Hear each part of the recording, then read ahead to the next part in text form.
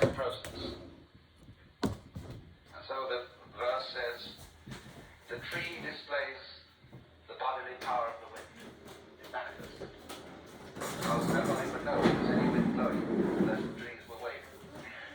Nobody would know there was any light shining unless there was something reflecting it. They really go together, you see.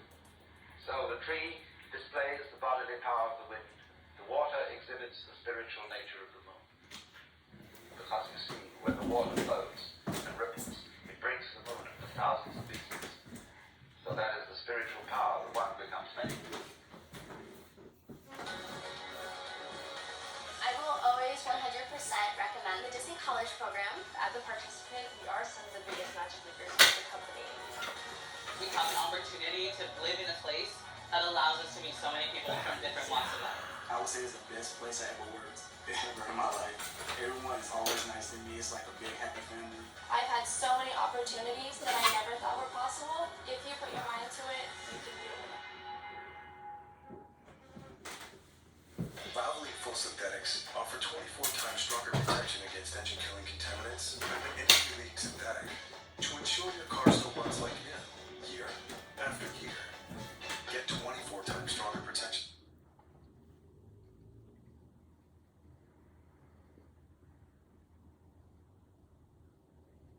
Still runs like new. Power of one becomes many.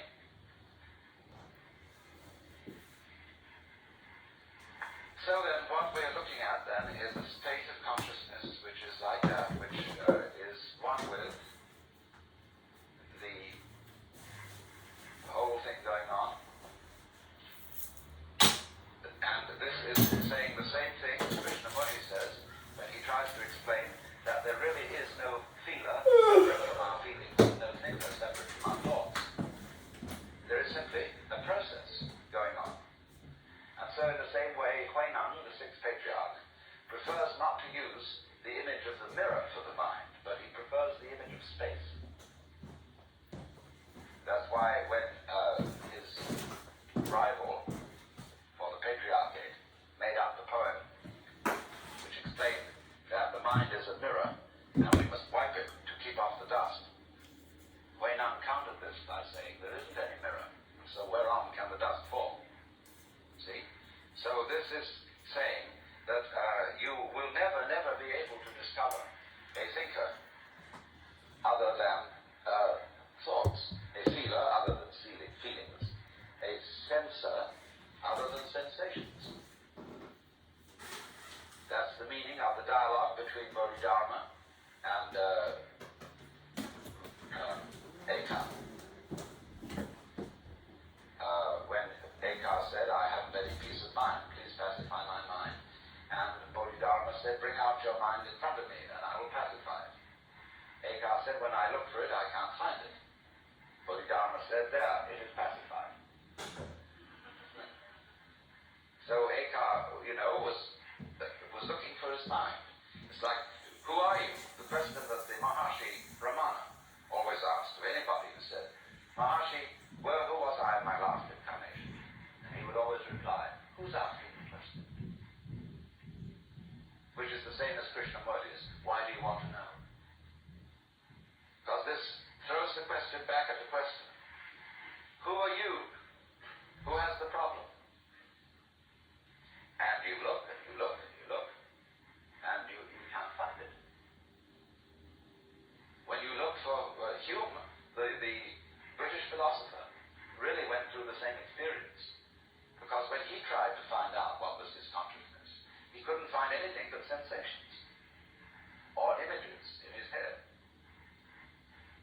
And so in the same way, when you want to find out what's behind your eyes, most people think that they have a blank space behind their eyes. Kind of a non-dark, non-light blind spot, which you can't ever see. But that's not the case. You know how the inside of your head is? Why, it's what you're looking at. That's how it feels inside your head. It's all that you see in front of you. That's inside your head. It's all in these nerves back here, where the optical nerves are centered. And so this is saying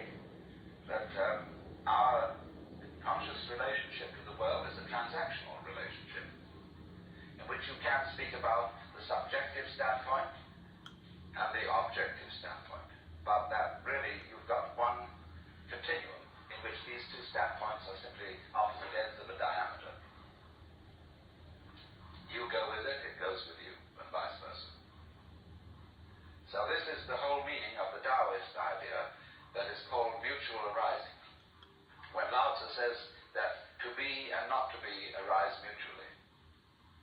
That difficult and easy suggest each other. High and low subtend each other, and so on. He's describing this polar relationship. So you don't get an encounter, in other words. You don't get a confrontation. You don't get a kind of a meeting from things that impinge on each other from entirely separate situations. You get the opposite sort of thing, where when a flower buds and the bud breaks, the petals expand.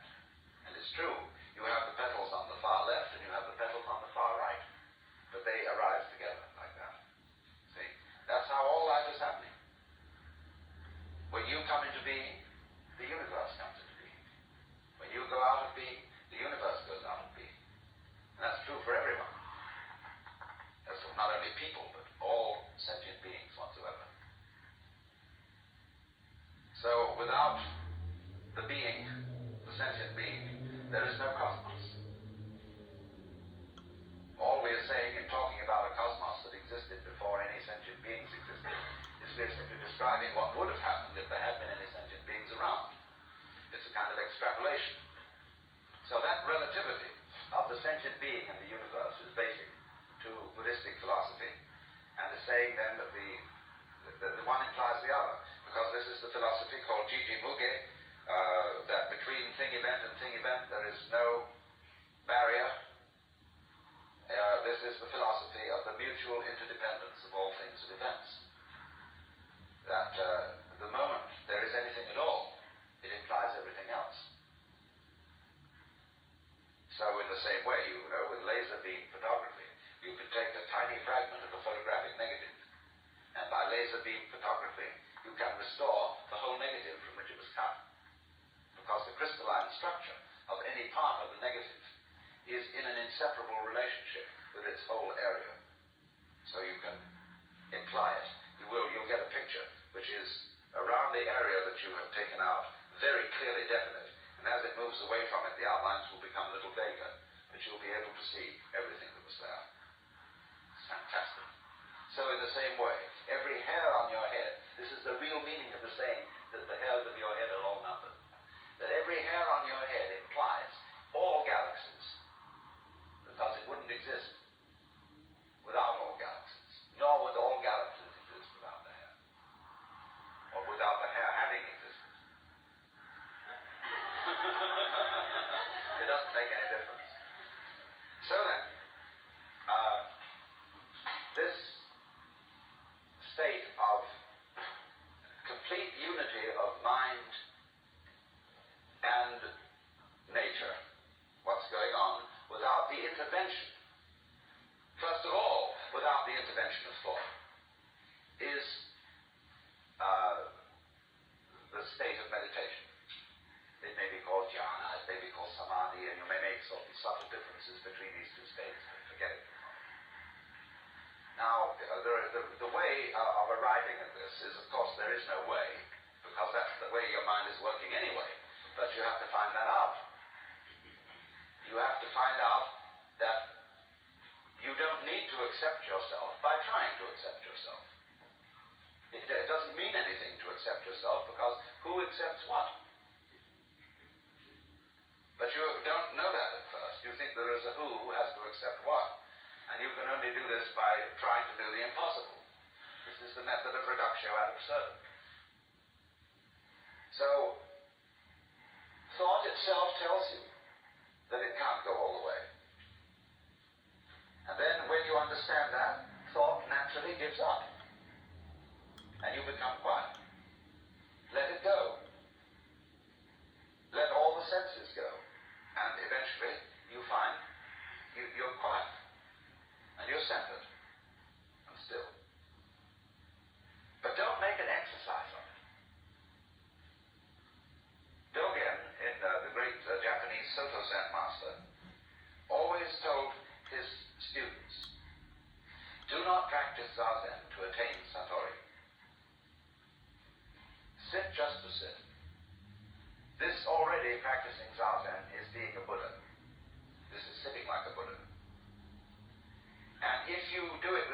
ulterior motive, you're not doing it. There is nowhere to go. So likewise, if you practice centering on the present, you can't do it with an objective because you're off it. And so in action, and you try to do what Gurdjieff calls self-remembering, and you've always got your mind on the present, and you're fully aware of what you're doing all the time, see? Then eventually you will discover that there is nothing else you can do. Have you lost Medicaid or CHIP? At healthcare.gov, 4 out of 5 customers can find a quality plan for $10 or less per month with financial help. Enroll in a plan today at healthcare.gov, paid for by the U.S. Department of Health and Human Services. Because if you think about the past, that's happening now. Think about the future, that's happening now. There is nothing else but now. So then, when you discover that, meditation becomes automatic. You're always in it. Only you have to be stupid and exercise a little folly in order to find it out. That is to try to be there. See, that's putting legs on a snake, or a beard on a human, or we could say gilding the lily. And, but somehow, to wake up, that has to happen. So it's the most marvelous discovery, you see, when you've been working to try and center, to be present, to be alert and awake, and be just here, and you work at it, one day you go, doing. There is nowhere else to be. And then you get a very strange sensation. It seems that the now and you are all the same. And that it's like a stream which is moving along, carrying you, but not going anywhere. It moves and doesn't move. It's like looking at a blot, like a Rorschach blot, and seeing the blot running, but into the place where it is. Everything is moving into where it is. And this is the state called eternal now. This is the meaning of eternity. Eternity isn't static. So, this is the meaning of the Zen poem that says, I walk over the bridge, and it's the bridge flow, not the water. I'm walking on foot and yet riding on the back of an ox. I'm empty-handed and yet a spade is in my hand. I wonder if it's ever struck you how curious a thing it is that most of the things that we experience, we regard as things that happen to us, which we ourselves do not originate, which are events expressing some sort of power or activity that is external to ourselves. And if you consider that, you realize that what you mean by yourself is rather narrowly circumscribed.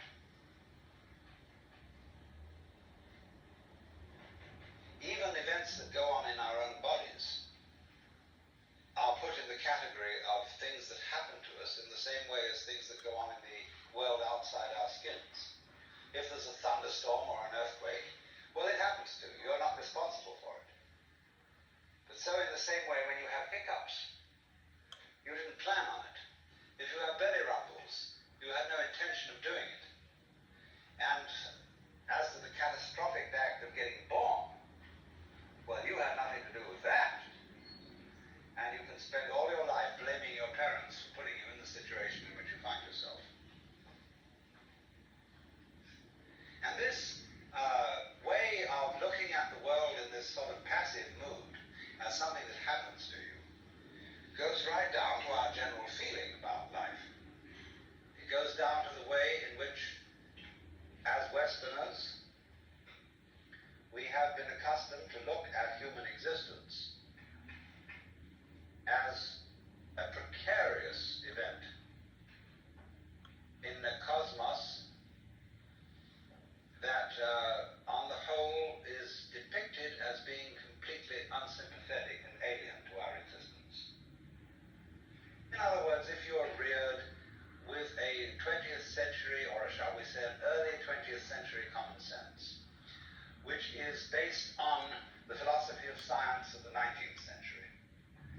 with its rejection of Christianity and Judaism. You regard yourself as an accident, a biological accident, in a stupid universe, which is mechanical, but has no feelings, no finer feelings. A vast, pointless gyration of radioactive rocks and gas in which you happen to occur. Of course, if you don't have that point of view and you are more traditional, you look upon yourself as a child of God.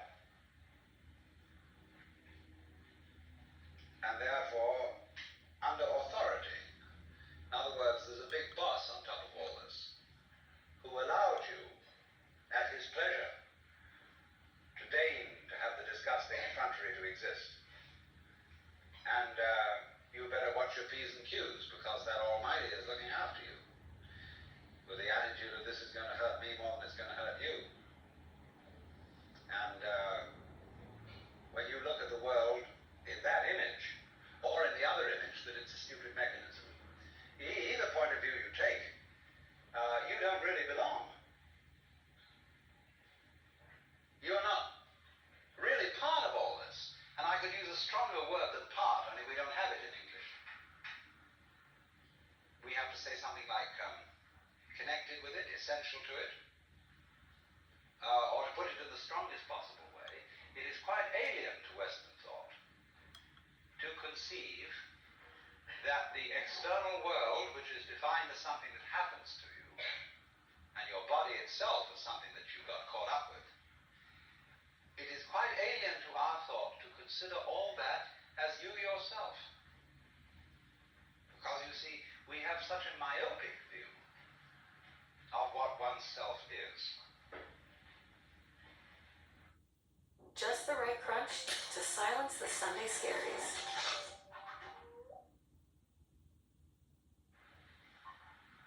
It's as if, in other words, we selected how much experience is really to be regarded as me. As if you focused your attention on certain restricted areas of the whole panorama of things that you experience, and say, I will take sides with that much of it. Now, we come here right at the start to an extremely important principle, which is the different points of view you get when you change your level of magnification. That is to say, you can look at something with a microscope and see it a certain way. You can look at it with the naked eye and see it in a certain way. You look at it with a telescope and you see it in another way. Now, which level of magnification is the correct one? Well, obviously, they're all correct. They're just different points of view. You can, for example, look at a newspaper photograph under a magnifying glass, and where with the naked eye you will see a human face, with the magnifying glass you will just see a profusion of dots, rather meaninglessly scattered. But as you stand away from that collection of dots, which all seem to be separate and apart from each other, they suddenly arrange themselves into a pattern. And you see that these individual dots add up to some kind of sense. Now you'll see at once from this illustration that maybe you, when you take a myopic view of yourself, as most of us do, but you may add up to some kind of sense that is not apparent to you in your ordinary consciousness.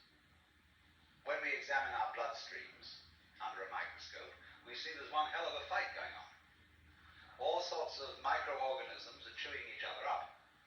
And if we got overly fascinated with our view of our own bloodstreams in the microscope, we should start taking sides, which would be fatal, because the health of our organism depends on the continuance of this battle. What is, in other words, conflict at one level of magnification is harmony at a higher level.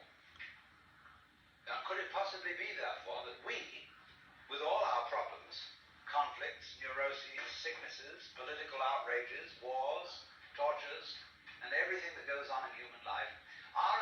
conflict, which can be seen in a larger perspective as a situation of harmony.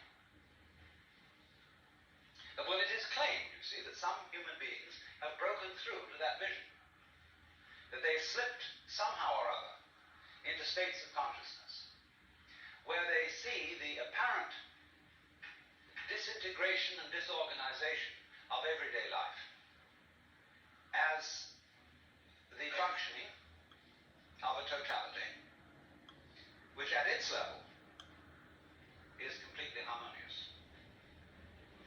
And you could say, aha, at last I see, I got the point. I've seen how all this makes sense. But what this insight depended upon was your overcoming the illusion that space separates things. That is to say, the space, the interval between your body and mine. The interval created by birth at one end and death at the other. And then after somebody's death, then somebody else's birth. These are events with intervals between them. And normally we regard these intervals in time, these intervals in space, as having no importance, no function. We tend to see the universe itself as really consisting in all the stars and galaxies. That's what it is, that's what we notice. But the space in which all this happens is sort of written off as something that isn't really there. But what one has to realize is that the space is an essential function of the things in the space. After all, you can't have separate stars unless there is a space around. Eliminate the space and you will see you couldn't have this phenomenon at all. And vice versa. You couldn't have the space. They wouldn't be there in any sense whatsoever if there weren't the bodies in it. So the bodies in the space and the space are two aspects of a single continuum. They're related together in exactly the same way as a back and a front. And you just don't get one without the other.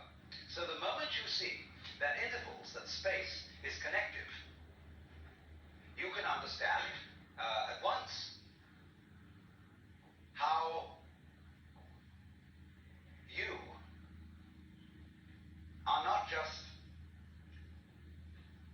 to be exclusively defined as a flash of consciousness that occurs between two eternal darknesses, which is the popular common sense view which Western man has of his own life. That you consider that in the darkness that comes before your birth, there was no you, and in the eternal darkness that follows your death, there is likewise no you. And I'm going to discuss these matters not by appealing to any special spooky knowledge, as if I had been traveling on the higher planes and knew all my previous incarnations and therefore could tell you authoritatively that you are much more than this individuality. I'm going to do it on a basis of complete common sense, that everybody has access to the facts. And that just what you have to realize is that life is a pattern of immense complexity. And what you call yourself as a living organism, say, I am my whole body at the very least. Now what is that body? That body is recognizable, and I recognize my friends when I meet them again, with luck, and you recognize me. Although the last time any of you saw me, I was absolutely something entirely different from what I am now. Just as the flame of a candle is never a constant. A flame of a candle is a stream of hot gas. Only you say the flame of the candle as if it were a constant. Well, it is a recognizably constant pattern. The spear-shaped outline of the flame and its coloration is a constant pattern. But in exactly the same way, we are all constant patterns. And that's all we are. The only thing constant about us at all is the doing rather than the being. It's the way we behave, the way we dance. Only there's no we that dances. There's just the dancing. just as the flame is the streaming of hot gas, just as a whirlpool in a river is the whirling of streaming water. There is no thing that whirlpools. There is the whirlpool, and in the same way, each one of us is in a very, very delightfully complex undulation of the energy of the whole universe. Only by our process of miseducation, we've been deprived of the knowledge of that fact. Not as if there was someone to blame for this, because it's always with our own tacit consent. Because life is basically a game of hide and seek. Because life is pulsation. On and off. Here it is, and now it isn't. And by being this pulsation, we know it's there. See, you don't know what you mean by on unless you know what you mean by off. That's why when we want to awaken someone, we knock at the door. It's not enough to slam the door once with your fist and make this big noise. But you keep up a pulsation, because that by its on and offness attracts attention. We are trying really hard to get you Reese's Peanut Butter Cups, but there is only so much we can do here. You're gonna have to meet us halfway. Well, the whole way, actually.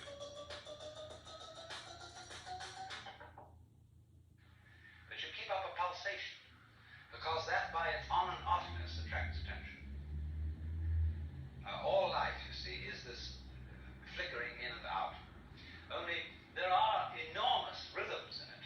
There are very fast flickering ins and outs, like the reaction of light upon our eyes, such that if I take a lighted cigarette in the dark and I spin it, you will see a circle of fire. Because the reflection of that cigarette tip on your retina lasts, it endures. Just in the same way as on a radar screen. An image stays a little while until it's revivified by another round. So in that way, you see, you notice continuity. And in the same way then, you notice the continuity of a light, because although, like say, with an arc lamp is actually a flickering light. And that's why they don't allow arc lights to be used in any shop where there's a circular saw moving. Because sometimes the flickering speed of the arc light so synchronizes with the turning speed of the teeth on the blade that the teeth look as if they're not moving. And so anybody who might put his hand on the blade would have it chopped off thinking it was a still one. So in this way, very fast impulses are looked upon us as constant. And we see where there are fast impulses a solid thing. When you look at the blade of a propeller or an electric fan, the separated 4 or 3 blades become a solid disc, and you cannot throw an egg through it. Well, so in exactly the same way, you can't put your finger through a rock, because the rock is moving too fast for your finger to go through. That's the meaning of the whole phenomenon of hardness. Hardness in nature is immense energy, but acting in a very concentrated space, restricted space, but going to beat hell. That's why you can't get through it. Now, from those very tiny fast rhythms, which give us the impression of continuity, there are also in this universe immensely slow rhythms. And these are very difficult for us to keep track of. And they impress us and depress us as our own life and death, as our coming and going, which goes for what is to us such a slow pace that we can't possibly believe that it is really a rhythm. We think of it as our birth, as something quite unique that could never occur again, because we're so close to it, you see, and it's moving so slowly. And so with that point of view, we are, like Marshall McLuhan said, he borrowed a metaphor from me, which is that we are driving a car looking at the rear vision mirror. That means that the environment in which you believe yourself to exist is always a past one. It isn't the one you're actually in. The process of growth, the basic process of biology, is one in which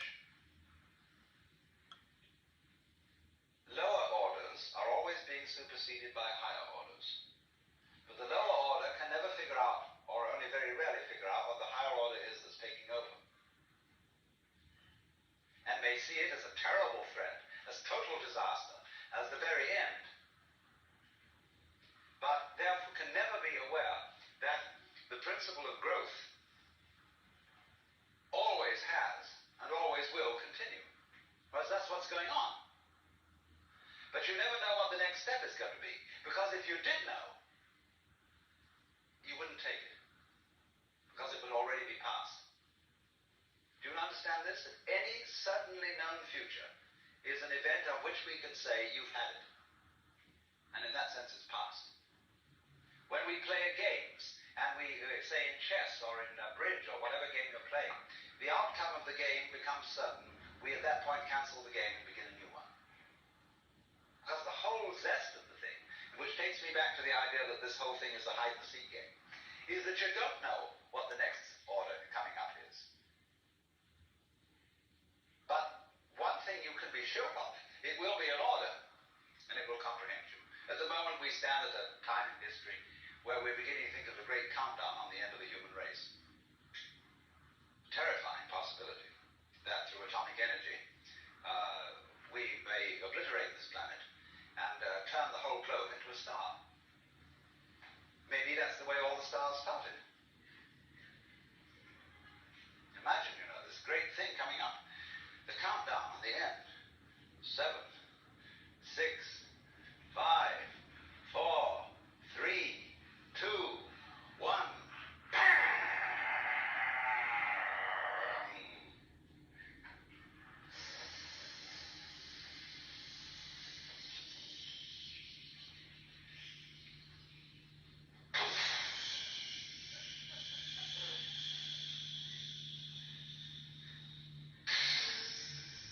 Where have you heard that before? You sit on the seashore, and you hear the waves going in and out, and you don't stop to think. That's what you're doing. That's what the whole business is doing. And there are places where the wave mounts and mounts, and it gets too big for its boots or whatever, and it spills and breaks. We could do just that. But very important to realize that that's what you're doing, because then you don't get panicky about it. And the person who's going to press that button is the person who's going to be in panic. So if you realize that that's what it is, and that it doesn't really matter if the whole human race blows itself up, then there's a chance that it won't do it. That's the only chance we have. Not to do this thing which attracts us like a kind of vertigo, like a person who looks over a precipice and is all set to throw himself over. Or a person who jumps out of a plane when they're skydiving and forgets to pull the parachute ring because he gets fascinated with the target. It's called target fascination. He just goes straight at it, you see. So we can get absolutely fascinated with disaster, with doom. All the news in the newspapers is invariably bad news. There's no good news in the newspapers. People wouldn't buy a newspaper consisting of good news. Even the free press is full of terrible news. Except the San Francisco Oracle. And the fascination, you see, for this doom might be neutralized if we would say, well, why bother about that? It's just another fluctuation in this huge, marvelous, endless chain of our own selves and our own energy going on. See, here's the problem. Because of our myopia, because of the way we've, as it were, restricted consciousness to focus upon just that certain little area of experience that we call voluntary action. That's us. And everything else happens to us. Now that's obviously absurd. Let's suppose you take in your hand one of those toys, a gyroscopic top. And you suddenly notice, the minute you get this in your hand, that it has a kind of vitality to it. It seems to resist you. It starts pushing you in a certain way, see? And sometimes you're with it and following it. Then sometimes you see it's just as if you held a living animal in your hand. You pick up a hamster, or a guinea pig, You hold this little thing in your hand, it's always trying to escape. So the gyroscope always seems to be trying to escape your hold. Now, in exactly the same way, what you're experiencing all the time, all sorts of things are getting out of control and doing things you don't expect. It's trying to escape your hold. All right, then don't grab it so hard.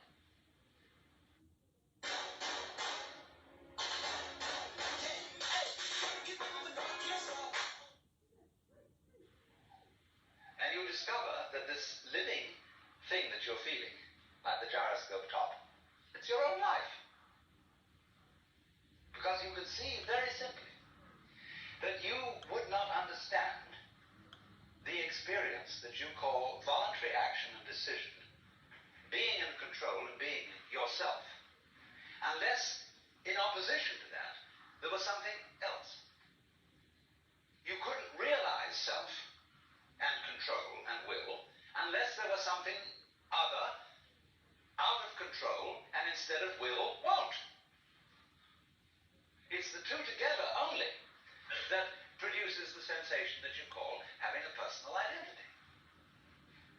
Only, there is a funny thing about human consciousness which has been worked out very carefully in Gestalt psychology, which is that our attention is captured by the figure rather than the background, by the relatively enclosed area rather than the diffuse area, and by something moving rather than what is relatively still. And to all those phenomena that in this way attract our attention, we attribute a higher degree of reality than the ones we don't notice.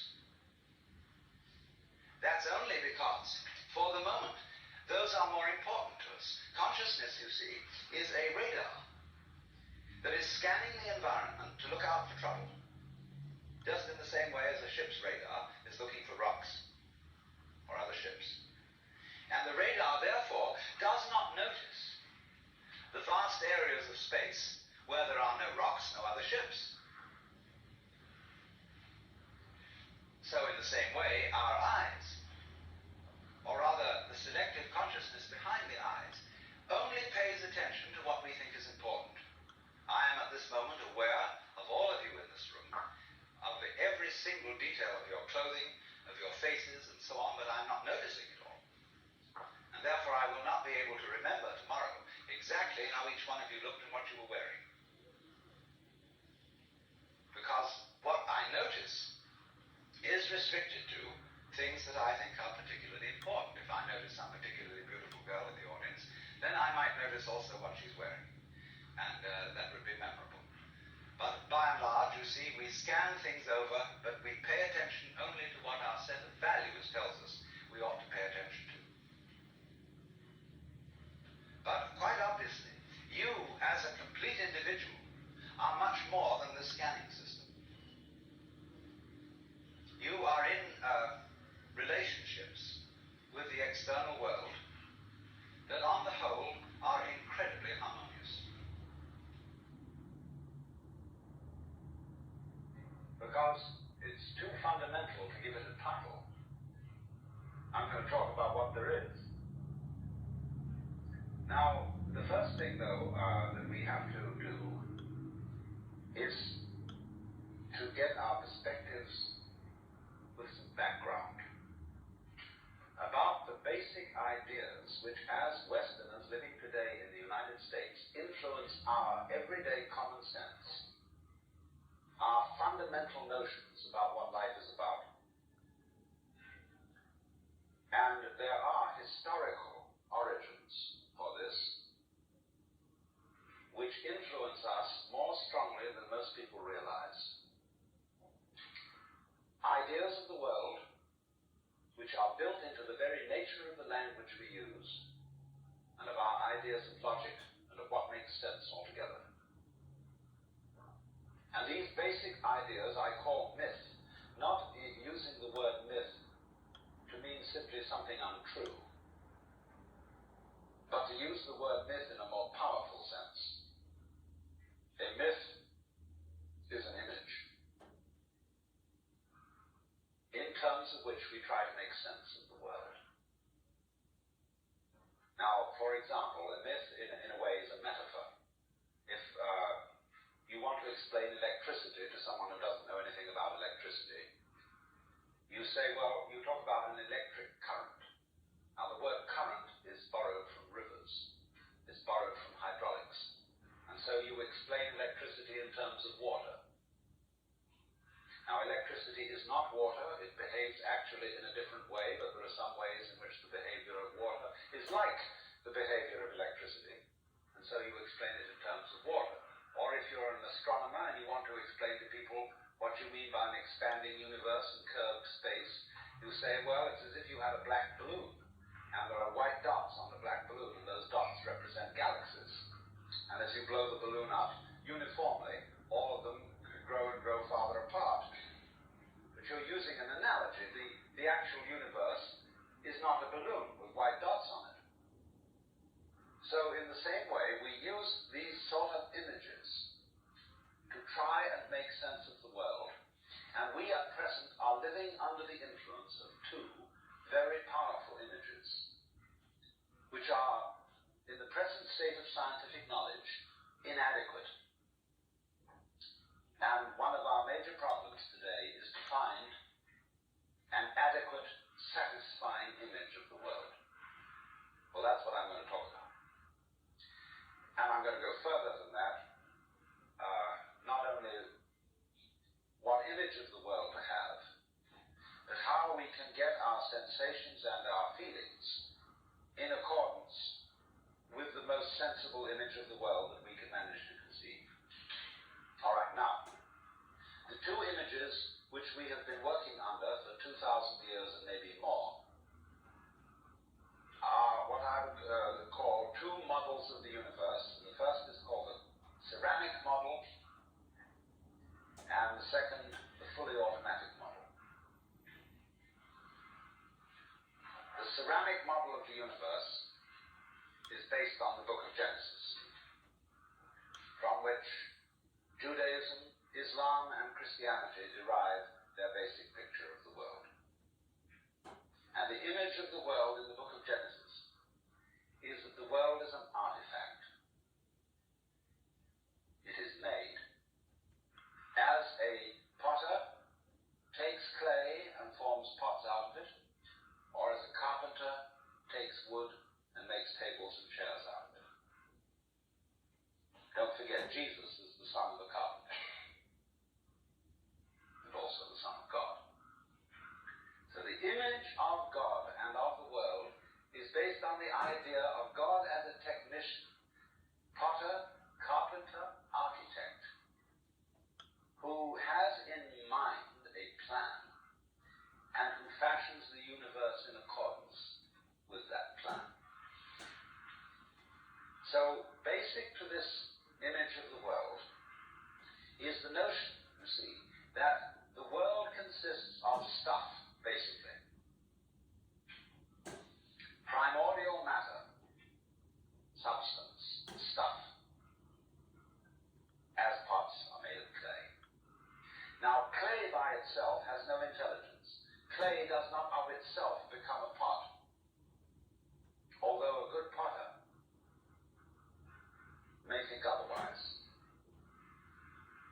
Because if you were a really good potter, you don't impose your will on the clay. You ask any given lump of clay what it wants to become, and you help it to do that. And then you become a genius. But the ordinary idea I'm talking about is that simply clay is unintelligent. It's just stuff. And the potter imposes his will on it and makes it become whatever he wants. And so in the book of Genesis, the Lord God creates Adam out of the dust of the earth. In other words, he makes a clay figurine, and then he breathes into it, and it becomes alive. Because the clay becomes informed. By itself it is formless, it has no intelligence, and therefore it requires an external intelligence and an external energy to bring it to life and to put some sense into it. And so in this way, we inherit a conception of ourselves.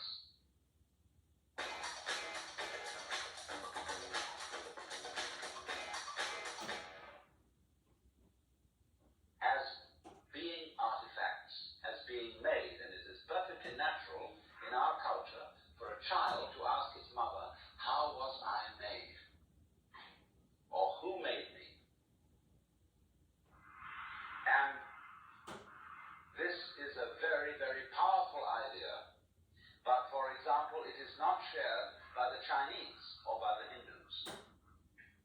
A Chinese child would not ask its mother, how was I made? A Chinese child might ask its mother, how did I grow? Which is an entirely different procedure from making. You see, when you make something, you put it together, you arrange parts, or you work from the outside to the in, as a sculptor works on a stone, or as the potter works on clay. But when you watch something growing, it works in exactly the opposite direction. It works from the inside to the outside. It expands, it burgeons, it blossoms, and it happens all over itself at once. In other words, the original simple form, say, of a living cell in the womb, progressively complicates itself. And that's the growing process, and it's quite different from the making process. But we have thought historically, you see, of the world as something made in the idea being that trees, for example, are constructions, just as tables and houses are constructions. And so there is, for that reason, a fundamental difference between the made and the maker. And this image, this ceramic model of the universe, originated in cultures where the form of government was monarchical, and where, therefore, the maker of the universe was conceived also at the same time in the image of the king of the universe. King of kings, Lord of lords, the only ruler of princes, who thus from thy throne behold all dwellers upon earth. I'm quoting the Book of Common Prayer.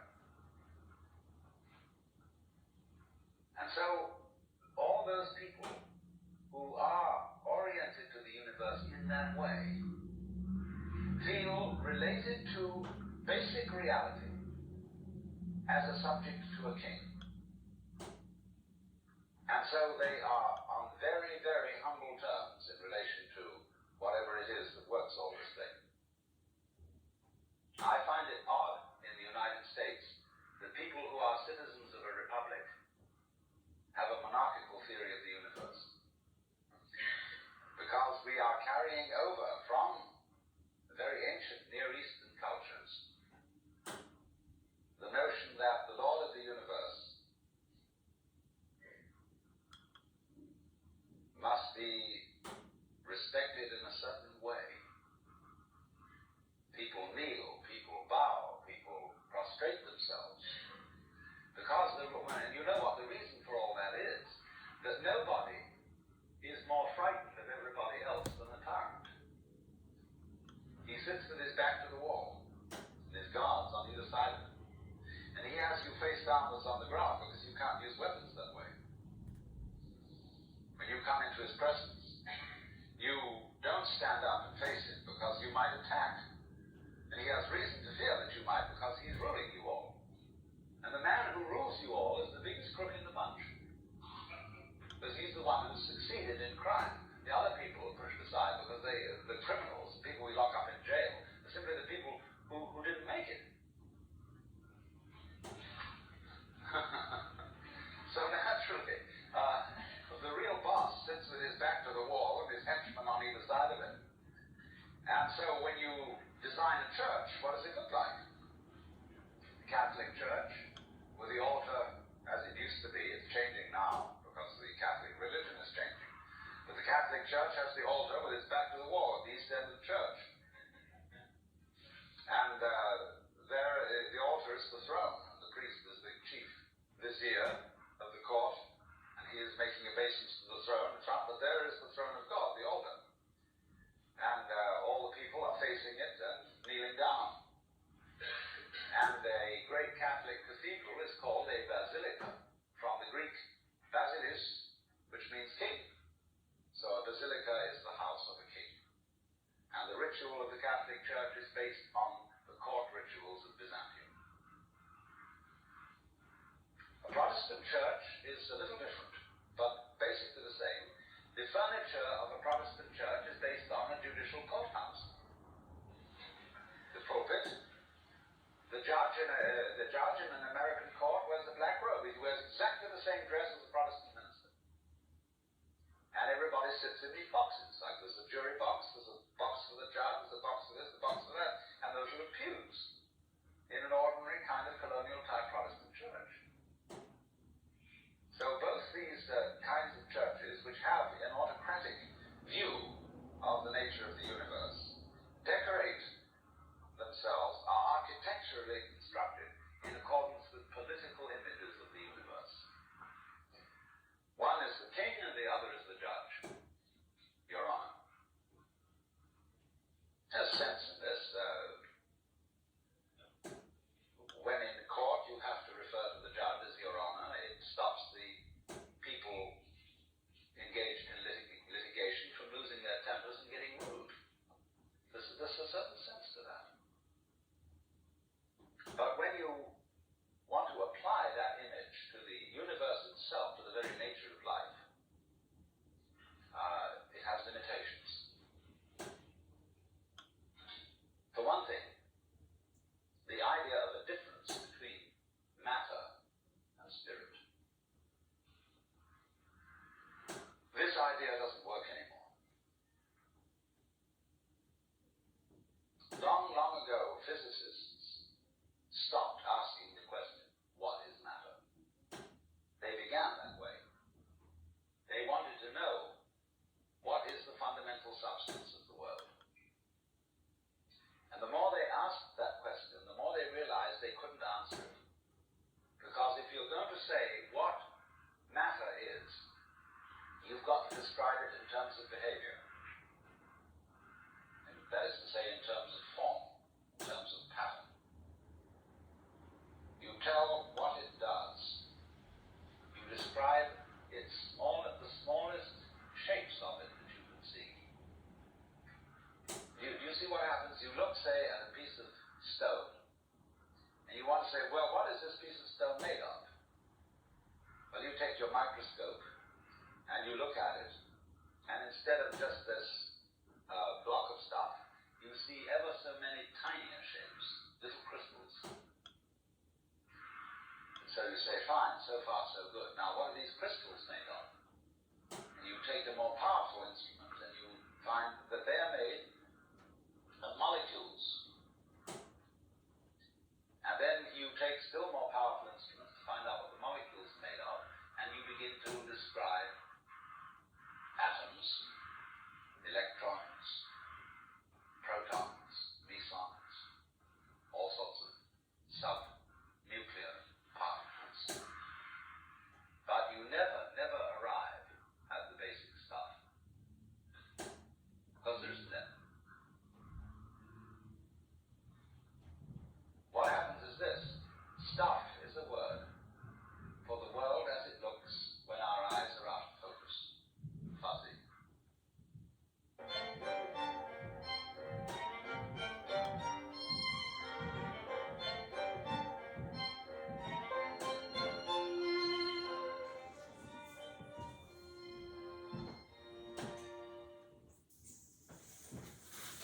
Stuff, the idea of stuff is undifferentiated as some kind of a goo. And when your eyes are not in sharp focus, everything looks fuzzy. When you get your eyes into focus, you see a form, you see a pattern. But when you want to change the level of magnification and go in closer and closer